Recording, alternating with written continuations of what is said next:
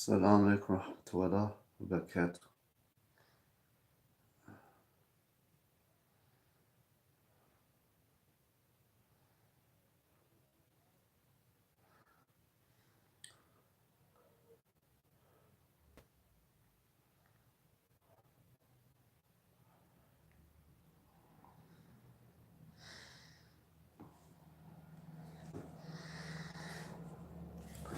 وعليكم السلام ورحمة الله وبركاته NH. Okay, Bismillahirrahmanirrahim wa salatu wassalam ala Rasulullah sallallahu alayhi wasallam, and welcome to any non-Muslims that are watching. Basically, my name is Jason Thomas. I'm also known as Hussein Thomas. This video to save you a lot of grief, time, pain, and heartache. Before I was a Muslim, I went in and out of jail about 2 times. I've done over 1,000 hours community service, and basically I went in and out of police station and courts and probation more times than I can count. And basically, this video is to save you a lot of time that you don't unnecessarily need to waste. Anyway, so what I'm basically trying to say, when you're young, there is a huge amount of peer pressure on you to crowd wants, yeah, and half of the time, very few people are leaders when they're young. So basically, you'll find whether it's starting smoking, whether it's new drugs, most of these are not done because you have as a person, yeah, originally have come up with this thought and decided with your free mind that you want to do it. Like I said, smoking, doing zina, taking drugs, doing crime, or even taking off your job and stuff. Like 9 times out of 10, the reason why you do this stuff is not because you sincerely want to do this or you have the thought to do this, but you want to fit in with people. Excuse me, I got hay fever.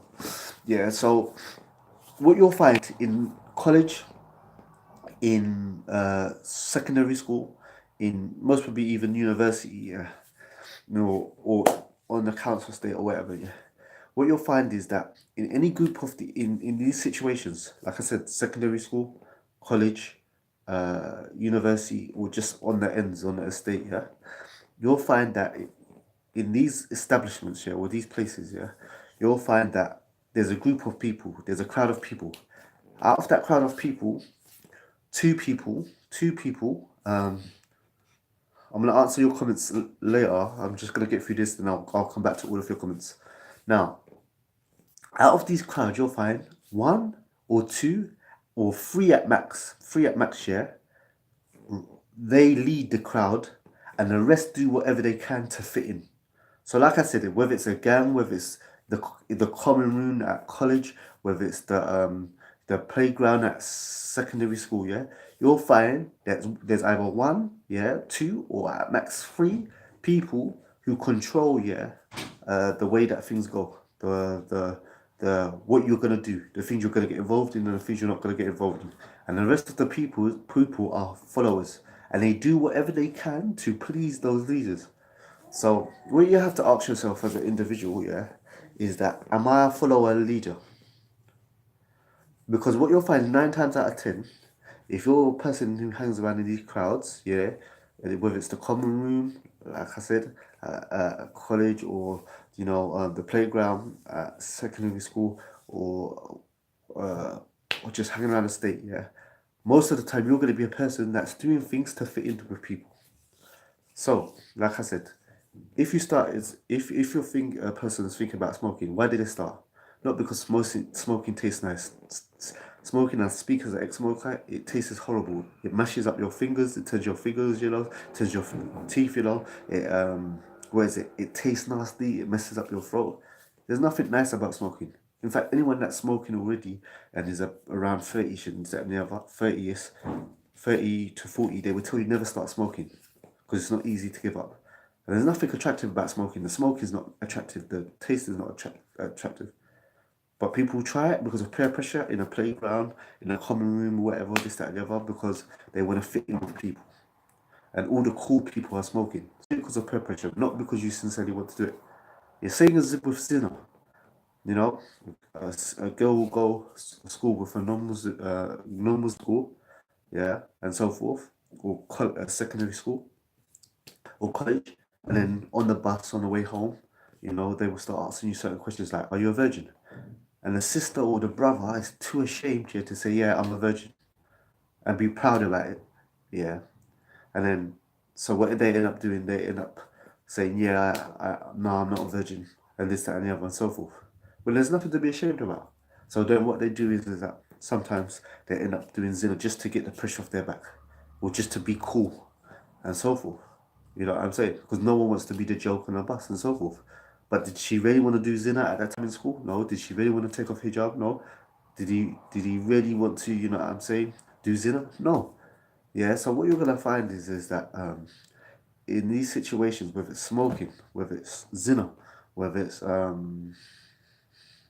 drugs or alcohol or whatever, crime and so forth, you know, the reason why people are doing these things is to get the peer pressure off them.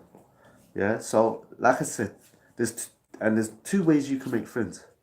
Yeah, there's two ways you can make friends. Either you can be like the majority of people, like I said, in these groups, where the majority of these groups, uh, there's two or one leader, and everyone else does whatever they can to fit in. Yeah, then they're all yes men to fit in with those people, or you can just be yourself. You can be your own self and do your own principles. They ask you, "Are you a virgin?" Yes, I am a virgin. No, I'm not gonna start smoking. No, I'm not gonna try that drug. Why? Because I'm a Muslim and I don't do that. Yeah? Let them laugh, let them think whatever, this, that, and the other. But if you're a person who lives by your own principles and your own rules and your own regulation, even though people might not like you, they might not like you that you wear hijab. They might not like that you, as they wear your trousers above your ankles. They might not like it, but they end up respecting you, even if even if they don't hang around with you, because they know you're a strong individual and that you follow your own path. And if you follow this path in your life, yeah, where you only do what you believe is right and only you should stay away from what you believe is wrong and you only do what you believe is right, people will start to who respect you for who you are, yeah, will start being attracted towards you and they make friends with you. But if you're one of these people that are always trying to get with the crowd, so the crowd drinks, so you drink, the crowd do zina, so you do zina, the crowd smoke, so you smoke, yeah, then everyone's gonna know you've got no principles, and even if they do accept you into their group, yeah, they're gonna look at you as a like a fool or just a yes man, you know. So the whole thing I was trying to say is that look, at the end of the day, save yourself a lot of trouble. If you're a brother, yeah, don't beg you never as a Muslim don't or no Muslim don't beg to be with no one. You know what I'm saying? Don't go against your internal beliefs of what you believe is right and what you believe is wrong. Yeah, just to suit other people. Because what's gonna happen is that okay, for example, zina or fornication, sex out kind of marriage for the non-Muslims that are watching, um, sex outside of marriage in Islam there's only marriage, yeah, or there's fornication, which is negative. It's sex outside of marriage, whether it's girlfriend, boyfriend, they're not recognized in Islam. So the thing is, this is that okay, you're in secondary school, maybe the couple last years or college, yeah, and people are mocking you. You're on a bus, they're saying, "Are you a virgin?" This, that, and the other. You say, "Yeah." They start laughing, this, that, and the other, and so forth. There's a lot of pressure. Every now and again, they might try and point it out, "Are you a virgin?" This, that, and the other, and so forth. And you want to get that pressure off your back. You want to stop these people, yeah, from taking a mick out of you. So you might go and do zina, yeah, and so forth. Now, say you're a guy that does it. You go out and do zina, yeah, and it just so happens that this girl gets pregnant. You don't have a place for her to stay. Yeah, you ain't got money to provide for that kid and so forth. And you're a father, and you're 16, 17, or 18. Now, it would have been better for you to take that pressure and that mocking from these people than because now you're in a situation a million times more worse, yeah, than you was before. It's better for you, yeah, not to be a father at 16, 17, or 18, yeah, just because you didn't want that pressure on your back and you just want to say you weren't a virgin, yeah. Yeah, it would be better for you to take that pressure and that flack, yeah, yeah, and just live by your own morals and your own principles and stuff, rather than to give in, yeah, and then do what they want you to do, and then you get a girl pregnant. Because what happens then is that all those people that are mocking you and saying you are how you're a virgin and this, that, and the other, they're not going to be helping you with trying to pay bills. They're not going to help you when you get checked out of your mum's house. They're not going to be helping you with, trying to provide a place for you and this baby, and this stay. They're not going to give a damn about you, but yet you gave into their peer pressure. So it's better to take the flat and live by your principles, and people know you're not a yes man, yeah, rather than to give into the peer pressure, and then when you have all the problems, yeah, you're left on your own. Same thing with a sister. You know what I'm saying? Every girl you're wearing your hijab and this and the other. Every girl's wearing a skirt as high up as possible, makeup, this, that, and the other, and so forth. They may be getting attention from guys and this, that, and the other, and so forth, yeah. And you want to fit in. You don't want to stick out. You don't want to look like the odd one. So, you know what I'm saying? You do the same thing with your skirt. You take off your hijab. You wear makeup and this, that, and the other. Yeah, and you'll get attention. It's not a big thing. Boys are attracted to girls. You'll get attention. Yeah, but you'll also get used for few sexual experiences and chucked away. And if you get pregnant and so forth, or if you get pregnant and stuff like that, yeah, and you give into the pressure because you don't want people taking a mickey out of you because you're a virgin and this, that, and the other, and so forth. Once you do zina and you get pregnant, all those people are not going to give a damn about you. So you're going to be there, pregnant, 16, 17, 18, in college, in secondary school, college, and this, that, and the other. You know what I'm saying? No job. You know what I'm saying? No place to house for you to live. Your mom's not going to throw you out. Now you're thinking about, should I have an abortion or should I have the kid? You know what I'm saying? So the whole thing is that at the end of the day, I'm talking to someone, yeah, who basically was a victim of this. From as a young person growing up in a council estate, single parent family, you know what I'm saying? No father figure around, yeah, hanging out with the wrong crowd. The elders, they basically took advantage of me. Yeah, Jason's crazy and he robbed this person, he robbed that person. The elders, they knew psychology on you. Yeah, go rob this, like Jason will rob this person, Jason will hurt that person. He's crazy, he's a bad boy, he's a rude boy, he'll do this, that, now. They're praising you in a negative way to make you think you're special. Yeah, but really, in reality, they're just trying to make you feel like you're special. Yeah, so you'll do things for them, you know. And then you end up going prison, and you end up going community service, you end up going community service, and you end up going probation, and just, you know, and you basically, they use you, yeah, they use you to do the stuff that they don't want them to. And you could go in and out of jail, in and out of jail, spend most of your time in jail and a few months on the outside every year and this, that, and the other, and so forth. Yeah, why? Because you're wanting to fit in. Beating up people for no reason, because you want to fit in with the group, stabbing people for no valid reason, just because you want to stay going, like beating up shopkeepers and stuff like this and so forth, or people in banks and this, that, and the other, and so forth. Why? Because you want to fit in with the group. Yeah, so the whole thing is that you just learn from the mistakes of others. The Prophet Sallallahu Alaihi Wasallam said, the believer, yeah, learns from the mistake of others. Also, the Prophet, peace be upon him, said that struck by the same problem twice. So the whole thing is, at the end of the day, don't be a follower, be a leader. Yeah, there's two ways you can make friends. There can be either you try and join a crowd of people, yeah, who already exist, yeah, and you do whatever they want you to do, yeah, or you basically see what they like and you do what they like, yeah, whether you believe it's right or wrong, to earn their acceptance, yeah, and then they accept you in, yeah, and you go against your own morals, yeah, or you just live your own life based upon what you believe is right or wrong, and then people who respect you, who know you're not a yes man, they become attracted to you and they start hanging around with you because they realize this person's not a yes man. He doesn't follow the crowd, or she's not a yes woman. She doesn't follow the crowd. She does her own thing, yes, and people start gravitating towards you, and they know that by being your friend, you're not going to be doing nothing stupid or anything that goes against what you actually believe is right and what you actually believe is wrong and so forth. And they know you're a solid character, you know. Ask yourself now, in my group of friends, yeah, am I a leader or am I a follower? And most people will be followers because, like I said, in any group of friends, there's either one person that's a leader or two people that are a leader, and everyone else does whatever they want to fit into the group. Yeah. And if you're in college, if you're in secondary school, or if you're in uni, or if you're just hanging out on the ends, you're most probably a follower, and you'll do whatever it is to impress other people, and you exaggerate it, yeah, just to be accepted, you know. But you don't want to do that. You don't want to be a follower, yeah. And you don't want to be a yes man. You don't want to be a boy. Yeah, you want to be a leader, yeah.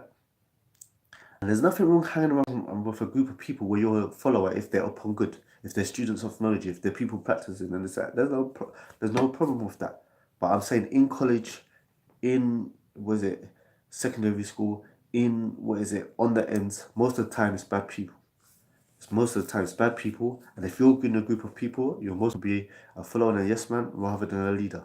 So I'm just saying to you, coming from someone that spent too much time in prison, in jail, in community service, and probation, and all the other stuff, yeah, yeah, don't be a yes man. Follow what you know to be true, yeah, and stick by your own principles, yeah, because when you're young, you care so much, yeah, about what other people. Wallahi, I say 90% of people's actions when they're young are they they're not based upon what they originally want to do or they intentionally want to do. It's based upon what other people will think about them. There's certain people in college and school and university and on the ends that are so think they're so relevant to your life now. They're so popular. They have so much influence. Yeah, when you leave school or when you leave college or this, that, and the other, and so forth, and you're going to see them years down the line, you're going to realize these people, so forth. So the whole thing's at the end of the day, uh, as young people, don't waste your life. Don't start smoking just because everyone else is smoking. Don't, start sleeping around just because everyone else is sleeping around and get pregnant or have a kid at the age of 16, 17 or 18. Yeah, don't start doing drugs because everyone else is doing it. You see what I'm saying? Just don't waste your time. You know what I'm saying? Because you're going to end up wasting a lot of your life, you know, um, and you're going to end up living your life if you get pregnant, if you become a father at this age or you become pregnant at this age. You're not even living for yourself no more. You're just living to provide for your kid. You know what I'm saying? You ain't got a place, you're going to get chucked out of home, you're going to have a million and one problems. You know what I'm saying? So have tough skin. You know what I'm saying? If people are bullying you about being a virgin or not taking drugs or not doing crime or stuff like that, speak to someone. Find someone to speak to, an elder to speak to, speak to people that you're going through, let someone know, that, you're going through tough times and stuff like that. Nothing coward about talking to people when you're going through problems, and going through fitna.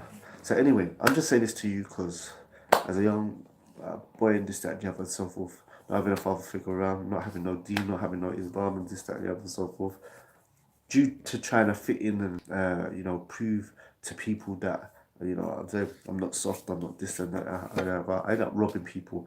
I'm sorry. I ended up stealing from people, harassing people, this, that, and the other, and so forth. And I only did it to fit in. Whereas a Muslim now, alhamdulillah, I'm glad. The only purpose I care about is what Allah thinks about me, the Creator thinks about me. I don't really care. I'm comfortable with myself. I don't need tunes. I don't need uh, people to agree with what I'm doing. I don't need people, yes men around me. You know what I'm saying? All I really care about is whether the Creator believes I'm doing right or wrong. And no, I'm not perfect in this, that, and the other. I'm not perfect in this, that, and the other. But at the end of the day, I don't really care what other people think about that I'm doing, and I don't need other people. Yeah, Islam doesn't tell you to be a loner, or to be on your own and this, that, and the other, but you should be in the company of the righteous and so forth. So either I'm going to be with the company of righteous people or I'm going to be on my own, but not, at the end of the day, the actions that I choose to do today as a Muslim is not from this group or this elder or this man on the ends or this, that, and the other. Whatever I do in my life nowadays is because I want to.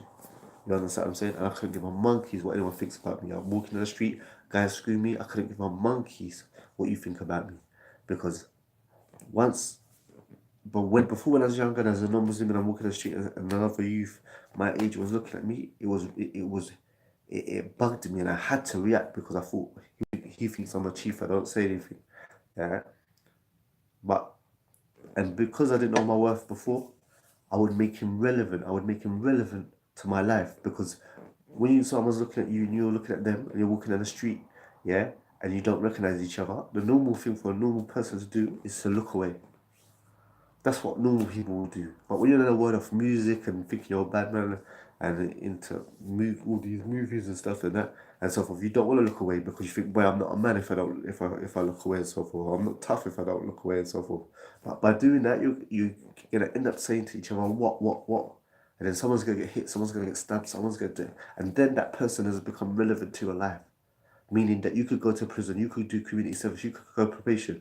Now that person has become important in your life, even though you dislike them, because now that you've got involved in this violence with this person, yeah, now there's effects to that, and now he has a bearing on your life.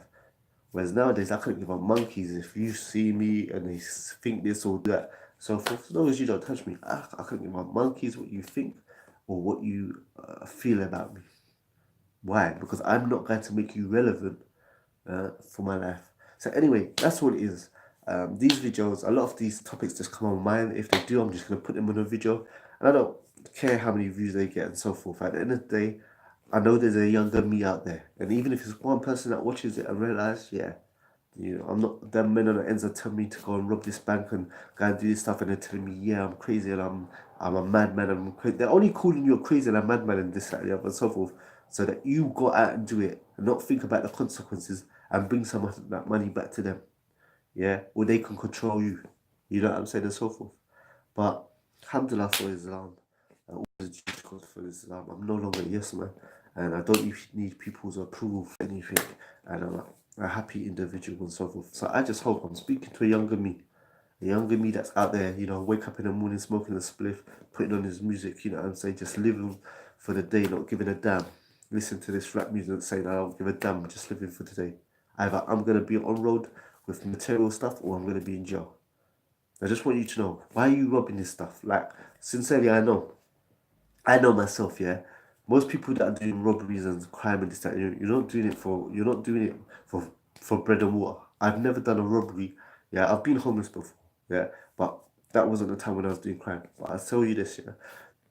No one I know who's doing crime is doing it to survive. Yeah, they're doing it for excess, for designer clothes, for the fat ride, for this, that, and the other. None of you have ever licked up, either robbed a bank, done a smash and grab on a jewelry store, or robbed a businessman or whatever, and then rushed into Tesco and Sainsbury's because you're starving. Yeah, bought bread and water. Yeah, and ate, starving. I'm starving. That's not the reality of the situation. The reality of the situation is that you have food, you have water. You know what I'm saying? Your mum has food in the fridge and this, that, and the other and so forth, but you want extra. You want the latest trainers, you want the latest carbs, you want a fat ride and this, that, and the other. It's for excess. So the whole thing is that at the end of the day, um, don't care about people want. Your freedom is more important than anything else. It took Islam to teach me that I am special. I am, unique. There's only one of me. The Creator intentionally created me, yeah, how I look, how I am, and everything. And there's only one of me. Even twins, they look the same, but they're unique because they have different fingertips. So at the end of the day, is that you are special, yeah, and you have to realize there's only one of you, yeah. And the whole thing is that your freedom is more important than any pair of trainers, any designer jeans, any designer jacket, fat ride or this, that, and the other. And you do not deserve to be locked in jail like an animal, yeah. And the governor controls when you eat, when you sleep, when you go to the shower and this, that, and the other. So, you know, there's no bad man in jail. That's the title for another talk I'm going to do. There's no bad man in jail because a bad man is supposed to do whatever he wants and not care about anything. In prison, yeah, you're dependent on the governors for toilet roll. You're dependent on the governors to go to the shower. You're dependent on the governors for clean blankets. Like there's no bad man in jail. So anyway, I'm gonna do these rants because they may help somebody, alhamdulillah. And even if it's one person, I'm satisfied because um, you know, I wish someone came along to me and told me, about Islam, with this way of life, or gave me this guidance here before, you know, earlier in my life. Like I said, I've done like over 1,000 hours community service, been in jail 2 times, I've done so many hours probation and stuff like that and so forth. So many times gone into court and this, that, and the other and so forth. And I didn't give a damn about it because I didn't know my worth. But alhamdulillah, now I know I'm priceless and you're priceless. And even if someone ain't told you that you're special and that they tell you that you and you're worth something, I'm telling you you are. And I'm a complete stranger, but you're worth something. There's only one of you. There will never be another one of you, and you're unique. And if anyone ain't told you you're special, you are, and you don't deserve to be locked up in a cage like an animal in prison or feral. Yeah. Anyway, take care. So to Allah barakatuh, and see you later to the non-Muslims that are watching. Like I said, subscribe to the channel, share the video. You know, if you benefit from the video, just share it on all your social media. You don't need to thank me when you see me in public, and so forth. I just want you to share it and for someone else to change their life around. That's all I want. For someone to watch the video, to relate with me, understand where I'm coming from and so forth, and just change their life around and so forth. Because you shouldn't have to make the same mistakes I make, waste all them years, going in and out of the system. So I wish you the best, and you can do it. I don't care. You got no GCs. You find school hard and this, that, and the other. You can make it. You can make it, and you can make it in a legal way as well. Anyway, take care. I'm gonna read through some of the questions. If there's any questions, and I'll get back to you. Hold on. Okay. Silent logic. Sometimes it's not only pressure. Sometimes it's not only pressure. A lot of the time, people just bored and shut up. Yeah, of course, because there's nothing to do. If you're young and you're on a council estate and there's nothing to do, as young people, you're gonna find something to do.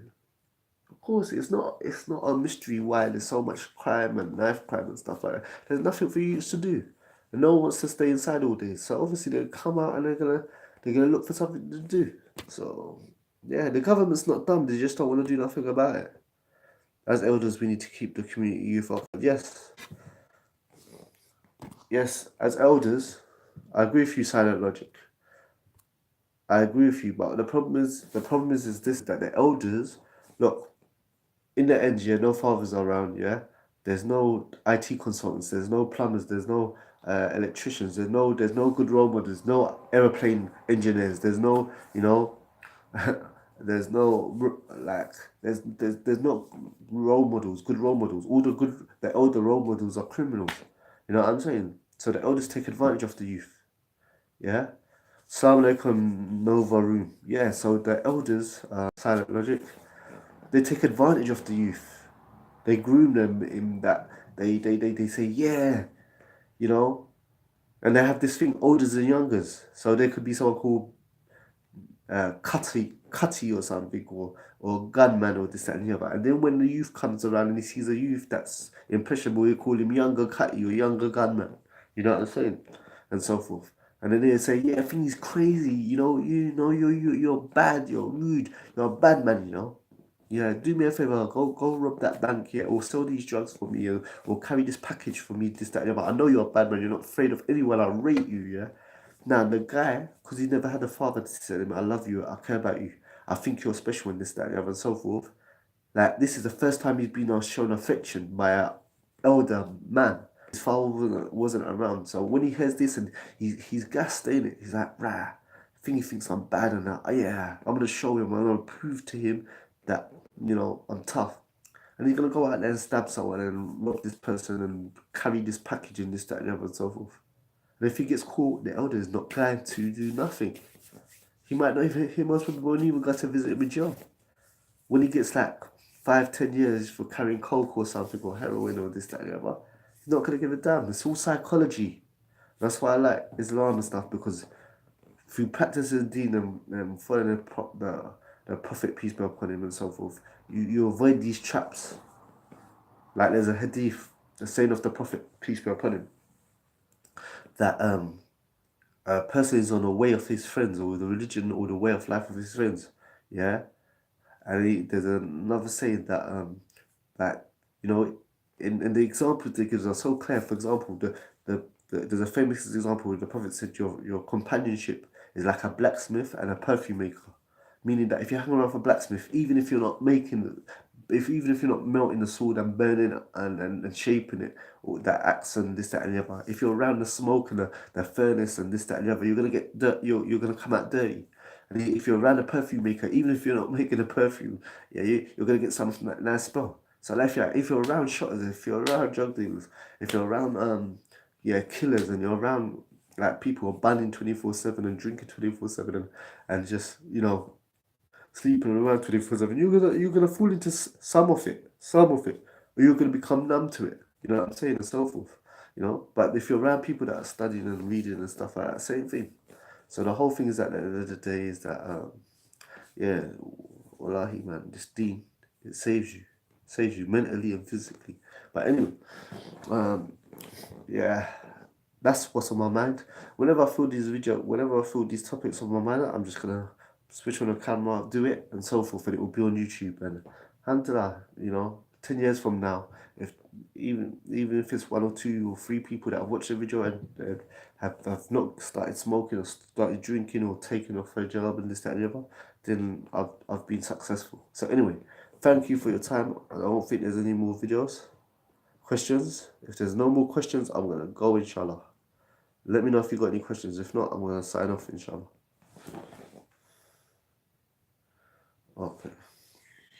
Okay. Take care, inshallah. If you like this video, like I said, subscribe, share it on all your social media. That's all I want. Don't thank me when you see me in public. Don't say your videos did this or did that. All I want you to do is if you like the video, subscribe, like, and share. That's it. Subscribe, like, and share, and someone else can benefit from it. I don't need to know, that it helped you. Inshallah, I believe it will anyway. I just need you to share it so it may help someone else. What responsibility do we have as elders to do? We have to be there for them, silent logic, so that the bad elders, the criminal elders, don't take advantage of them. You know what I'm saying? Just working like me. Whenever I see like a group of brothers that ain't practicing yet, like they may be smoking weed or this, that, and I pass them, I always go out my way and make sure I say salam to them, because I want them to know that I believe in you, man. I believe that you can be practicing one day. I always smile at them. I always give them a smile. I always say, you know what I'm saying, I like acknowledge them. I don't care if they got weed in their hand, alcohol, this, that, I always acknowledge them and say salam alaikum, and so forth, yeah. And we just have to chat to them. We just have to chat to them and let them know that they can come and chat to us at any time, and so forth. And I always say to the brothers, mashallah, like keep it up. Try and stay out of photo, try and stay out of jail and this, that, and the other, and so forth, and so forth. And when they see a practicing person, whether he's got a kufi or beard and this, that, and the other, who's not just looking down on them and is actually like acknowledging them and like believes in them, it helps. Wallahi, when I went practice, whenever I used to see a brother in phobia, it used to always boost me. It always used to boost my iman. And one day I'm gonna be like him. Like whenever I saw like my brother in phobia, if I was with a girl or something with this, that, and the other, and so forth, I used to get scared when I saw a brother with phobia, and I would just like bust a left or bust a right. I would just avoid him. I was ashamed, for a brother in phobia to see me like with a girl or with a spliff or this, that, and the other, because I wasn't always practicing, even though I'm a convert and this, that, and the other, and so forth. I was on, something happened, I fell off, yeah, and then I eventually got back on. But the whole thing is that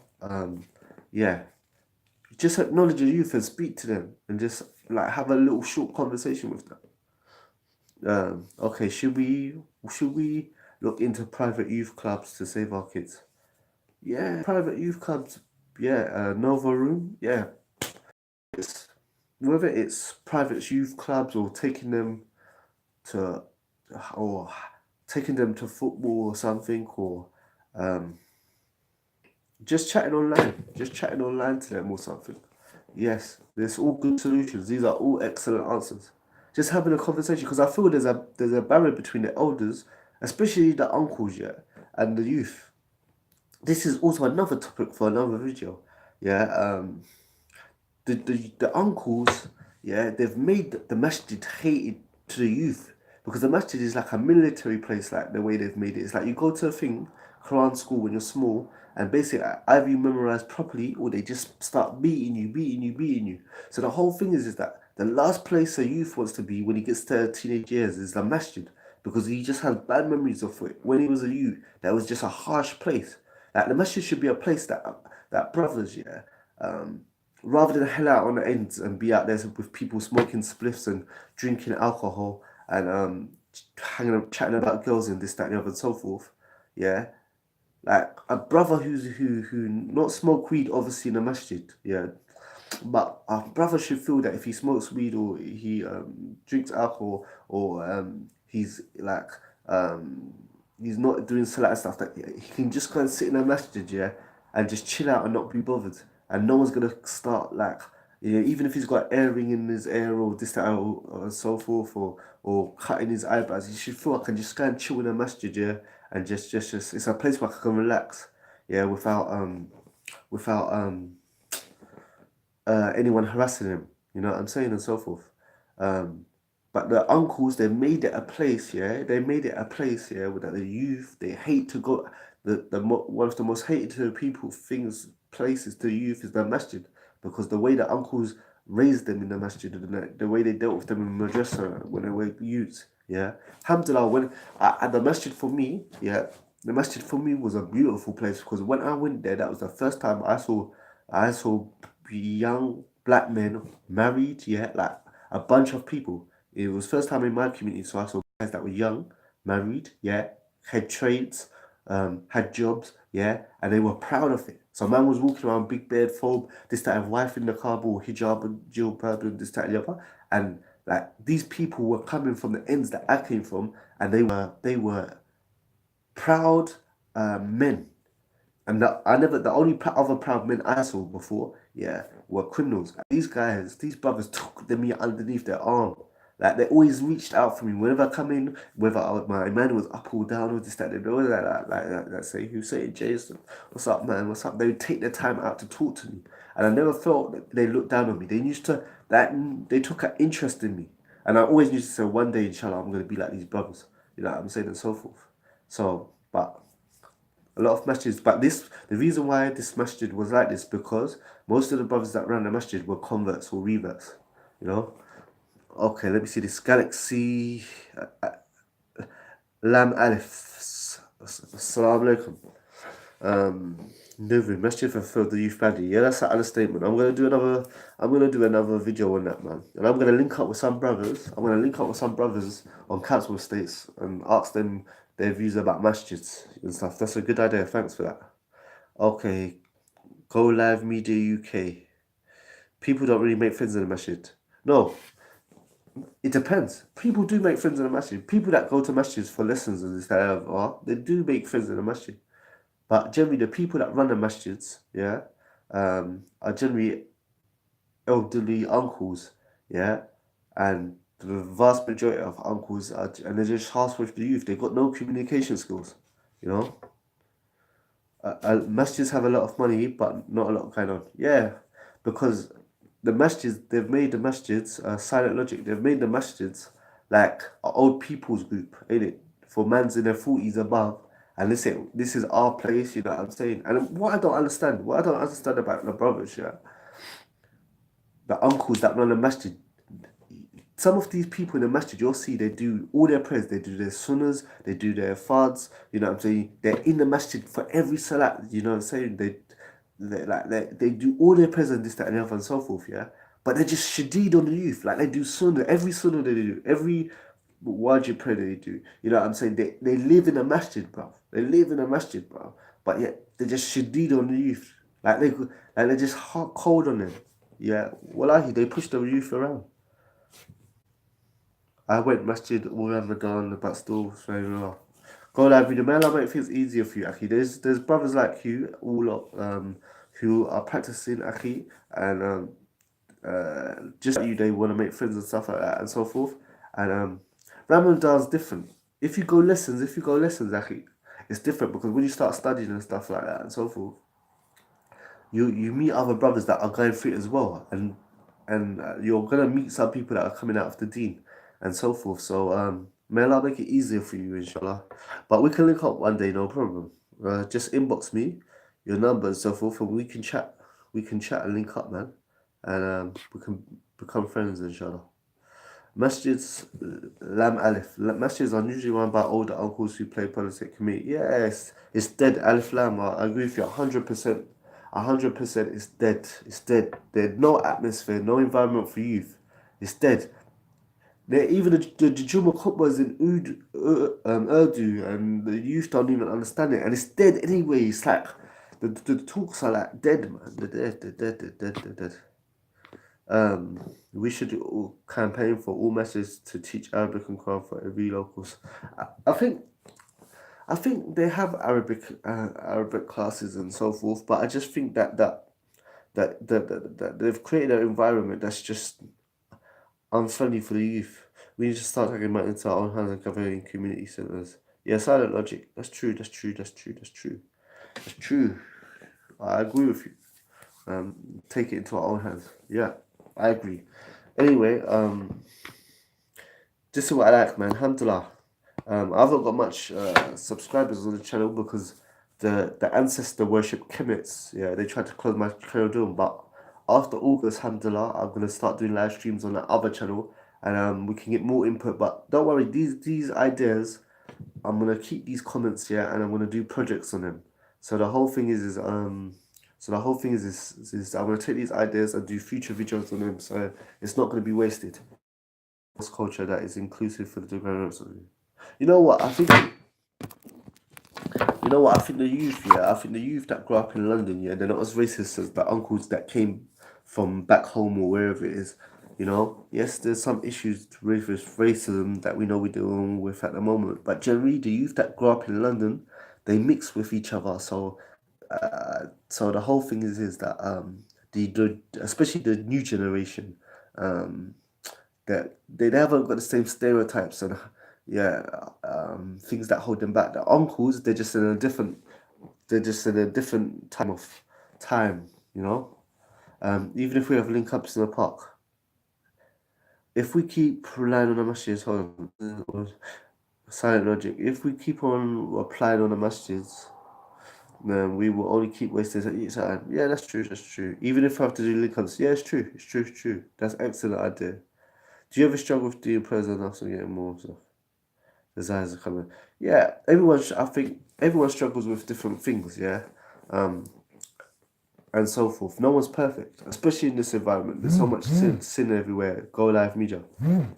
There's so much sin, like you see sins outside and music everywhere and this, that, and the other and so forth. But it is possible. It's possible to practice. But the whole thing is that everyone struggles with something. But the thing is not to do these things publicly and make test another believer for it. If a person struggles with music, then you struggle with music. Keep on making dua to Allah. Yeah, it's like me. When I first came to Deen, I found out that music and smoking weed was haram. And I had a love for these things though. Like the way I used to start off a day is like I was addicted to music and weed. Like addicted. Like how my day started off is that I'd be asleep, yeah, and I have my bed, and right next to my bed, I'll have a music set, yeah. And then what happened as soon as I woke up, I would press play, yeah. So like even before my eyes open, I'd press play, and the rap tune would kind of kill him, start rob him, this, that, the other, and so forth, and then I'll start a spliff. And I sincerely believe when I found out music and weed was haram, I thought that, boy, it's impossible.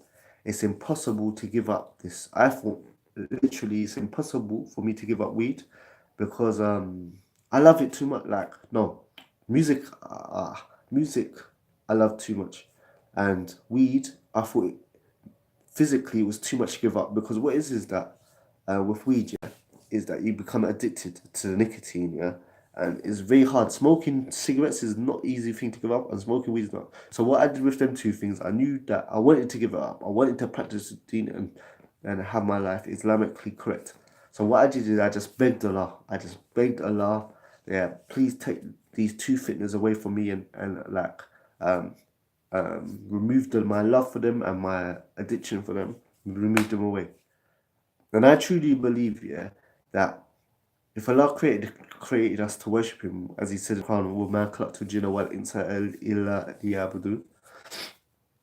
If Allah said that I only created mankind and jinn to worship me and so forth, I don't think He'll make it impossible.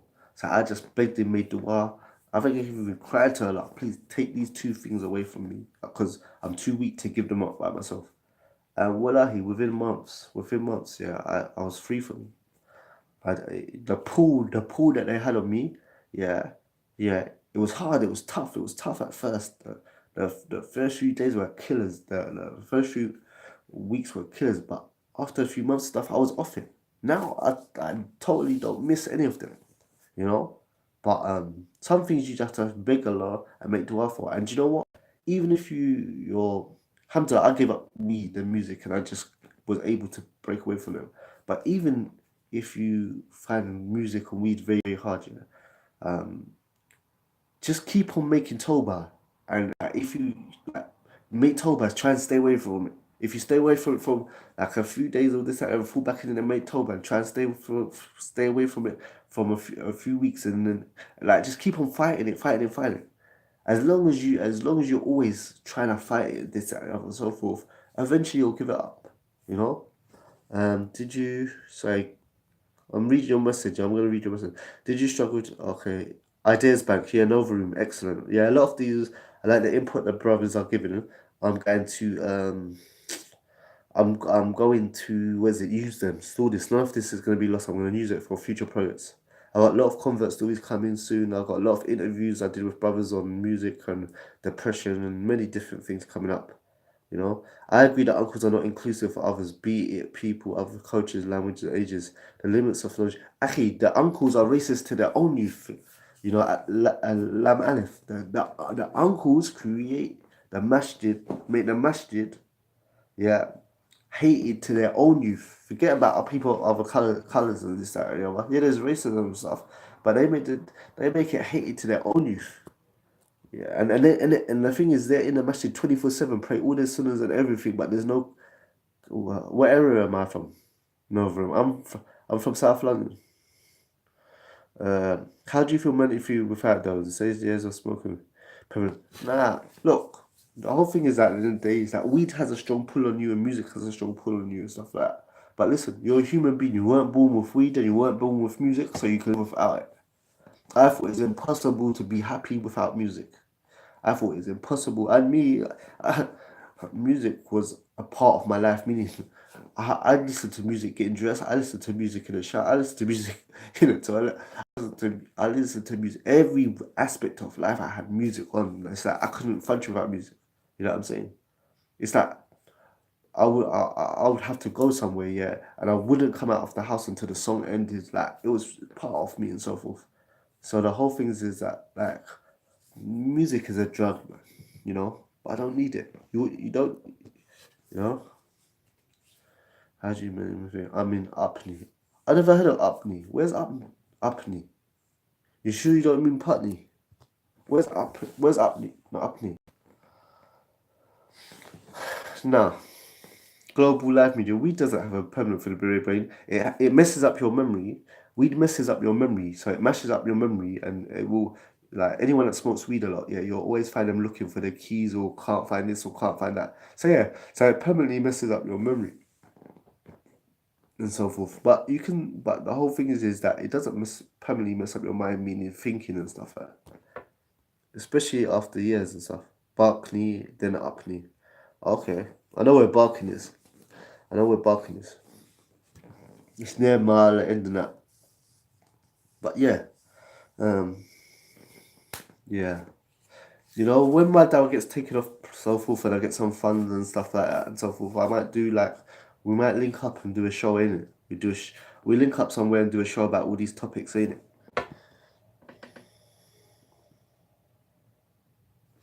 I need to get a new camera and stuff, but don't worry, I'm gonna get this stuff. I'm gonna sort it out and then do some big things, man.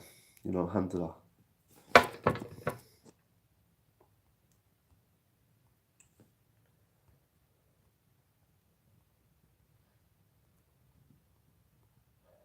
Okay, Kwan man. Thank you for this information, man. You lot have given me some really good ideas and so forth. Managed to get ready for work and so forth. So what I'm gonna do, inshallah, is I'm going to call it a day. And look, whenever issues come up on mine, I'm just gonna do a video. It might be nighttime, it might be daytime, but alhamdulillah, I'm just gonna catalog my ideas here. What do I do for work? I work in security, mate. You know, I work in security, man. Alhamdulillah. I hope to meet you someday. Yeah, you two know Varoom as well. Yeah, Go Live Media. I work in security, so alhamdulillah, man. MashaAllah. But I didn't, but that's not how I started. When I was on the roads and this time about, I never had no qualification GCSE or anything and so forth. So for quite a few years, I just had to take whatever. I just, when I found out, like, obviously robbery, crime is haram and this, that, and the other, when I read about Jahannam, I just said, yeah, boy, man has to get work. Because the way the Quran talks about, the Quran talks about hellfire, that's why so many people from the NGO become Muslim, yeah, and just stop doing crime, because it's like the way the Quran talks about Yom Kippur and Jahannam, you just realize, but you need to do crime and take, make money certain easy ways and this, that, and the other, but it's just not worth the pain, bruv. It's just not worth, human beings cannot handle Jahannam. You can't, it's if you're street smart, you just know a human being cannot handle the pain of that place. So you have to start working. That's it. Or you can just pretend it doesn't exist and carry on robbing people, shooting drugs and stuff like that, and then get crushed on your own account. May Allah protect us from that. So yeah. So then I just had to get a job in like Sainsbury's and this. I worked there for like time until I could save up to like just get some halal money first, and then afterwards, how do I get out of this, good on qualifications and this, that, and the other. Then I decided to go for my badge, and alhamdulillah, I got my badge and do security. I'm trying to come out of that haram work, but don't know what to do. What haram work? What haram work? Oh, are you talking about work as in drugs?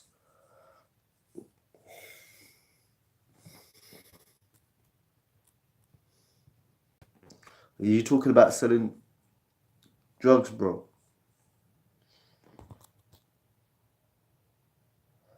Yeah, I know what you mean. Yeah, okay. Yeah, I can really say what you mean, just shutting drugs, yeah, and stuff like that. The way you have to look at these things is that, listen, the way you have to look at it is that, yeah, whether people want the drugs or not, is also if you're destroying our last creation. That's the way you have to look at it. You have to realize that. You have to realize that by me selling these drugs, whether the person wants the drugs or not, I'm destroying Allah's creation. Yeah. I could go to the job center. Like, you know what you should do? This is what you should do. Go to the job center, yeah, and tell them, okay, cool. Go to the job center, yeah, and tell them that you wanna do your SIA badge. The job center will pay for you to do it for free. If you haven't got a criminal record, or you had a criminal record in the past, or you ain't got a criminal record for something big and so forth, yeah, or it was a while ago, go to the job center and they will pay for you to do the whole course and everything. You do the course in a couple of days. Trust me, the job site will pay for your whole for everything for you to do the course, and I'm sure they do this with other stuff as well. You know what I'm saying? You know, so like that's what you could do. Try and find something as well you love. Try and find out what your passion is. Try and think of what your passion is and try and turn it into a job. You know, I'm working security now and so forth, but if I can turn youth work into a job and I can do it full time, I'm gonna do it somehow. Because I love doing it.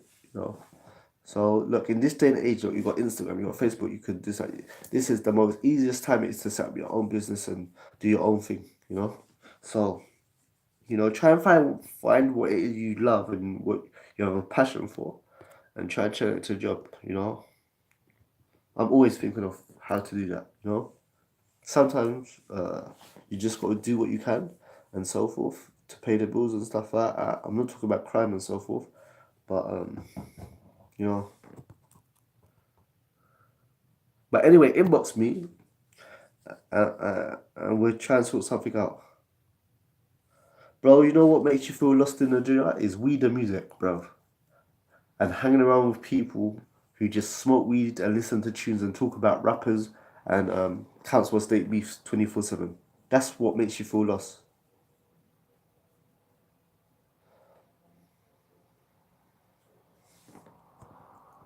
What makes you feel lost, Akhi, is smoking weed and listening. And Akhi, when people smoke weed, they get depressed because they think about things too much, negatively things. And when you're the worst thing is that when you're a Muslim, I'm gonna do another video about this. When you're a Muslim and you smoke weed, yeah, you get depressed because one, you know you're not supposed to be weed, and two, you know a major sin, and that if you die, you can go to Jahannam. So weed may make you think deep about things and so forth, but it also makes you a bum. It takes your motivation away. Yeah. So the whole thing is that when a Muslim smokes weed, they go through depression because one is they know it's haram, and two they know that if they die smoking that weed, there's a chance they can go to Jahannam. So smoking weed when you're not smoking weed does not help a Muslim at all. Or you quit. Mine can settle. Can't settle down.